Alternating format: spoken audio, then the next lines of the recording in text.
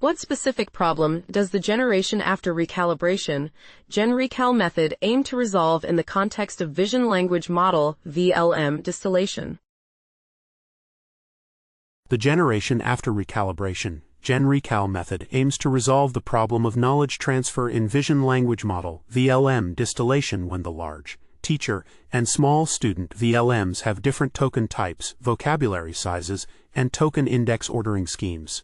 Traditional distillation methods are limited by the requirement that both models share the same token types, which restricts the ability to effectively distill knowledge from more powerful VLMs to smaller ones. GenRecal introduces a recalibrator that aligns and adapts the feature representations of small VLMs to be compatible with those of large VLMs, thereby enabling general-purpose distillation across various token types. This approach not only enhances the performance of distilled models, but also broadens the applicability of VLMs in real-world scenarios, particularly in resource-constrained environments. Ultimately, GenRecal addresses the fundamental constraint of existing distillation methods, allowing for more efficient and effective knowledge transfer. How does the proposed GenRecal method work? Illustrate the steps of the methodology clearly from input to output, focusing on the role of the recalibrator.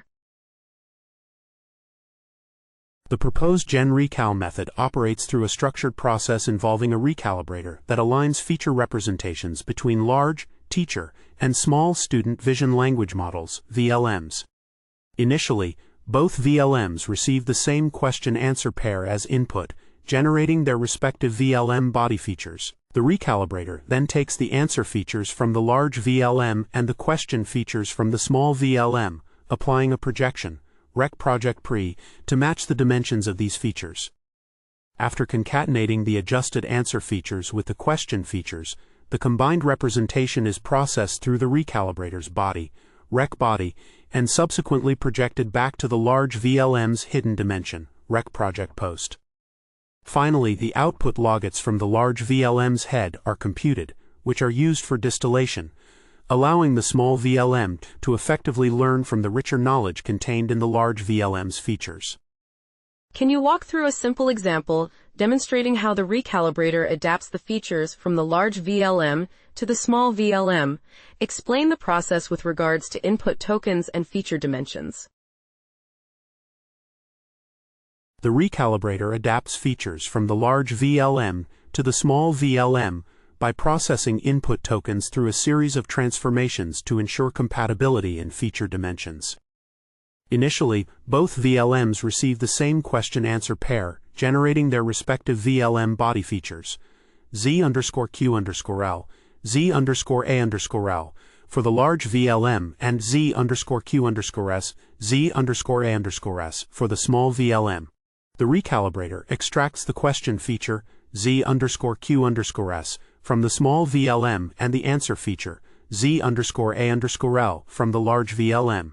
Since the hidden dimensions of these features may differ, the recalibrator applies a projection, Rec project pre, to Z_A_L to match its dimension to that of Z_Q_S. After concatenating the adapted answer feature with the question feature, the combined representation is processed through the recalibrator's body, which outputs a feature that is then projected back to the large VLM's hidden dimension using Rec project post, facilitating effective knowledge transfer during distillation. What theoretical and practical benefits does the GenRecal method provide compared to traditional distillation approaches for VLMs?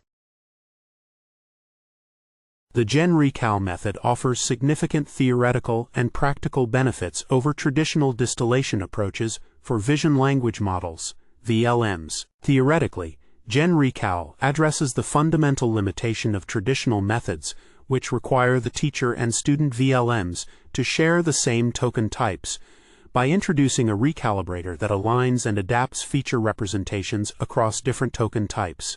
Practically, this allows for the distillation of knowledge from more powerful VLMs, such as Intern VL2, 5-78B, to smaller models like Quen 2VL7B, resulting in enhanced performance without the constraints of token compatibility. Additionally, GenRecal demonstrates broad applicability across various VLM architectures and model sizes, making it suitable for real-world deployment in resource-constrained environments. The experiments show that GenRecal consistently outperforms both open and closed-source VLMs, highlighting its effectiveness in achieving superior distillation results. Overall, GenRecal not only improves the efficiency of knowledge transfer, but also expands the scope of distillation research in AI. How is the performance of GenRecal validated in the experiments? Discuss the datasets used, metrics employed, and how the results support the effectiveness of the method. The performance of GenRecal is validated through extensive experiments using a 9M visual instruction tuning dataset that encompasses various vision language capabilities, including visual question answering and document understanding. The experiments compare GenRecal against both previous standard model size VLMs and smaller VLMs, demonstrating that GenRecal consistently outperforms these models across different benchmarks. Metrics employed include autoregressive loss and KL divergence, which assess the alignment of feature representations between large and small VLMs. Results indicate that selecting more capable student VLMs, such as intern VL2, 5 to 8B, significantly enhances distillation performance, while using larger teacher models consistently leads to greater performance improvements. This evidence supports the effectiveness of GenRecal in achieving superior general-purpose distillation by ensuring robust feature alignment and knowledge transfer. What limitations or potential drawbacks does the GenRecal method face, especially regarding its applicability across different VLM architectures or training conditions? The GenRecal method faces limitations primarily related to the requirement for compatible token types between large, teacher, and small student VLMs. Specifically, the distillation process is constrained by the necessity for both models to share the same vocabulary sizes, token splits, and token index ordering schemes. Otherwise, the distillation may fail due to mismatched input or output token lengths. Additionally, while GenRecal aims to align feature representations effectively, it relies on the recalibrator to bridge gaps, which may not always succeed if the hidden dimensions of the large and small VLMs differ significantly. Furthermore, the method's performance is contingent on the selection of powerful large VLMs, as using weaker models can lead to lower distillation outcomes. Lastly, the training process is complex and requires careful management of regularization to ensure effective feature alignment, which could complicate its implementation across diverse VLM architectures or training conditions.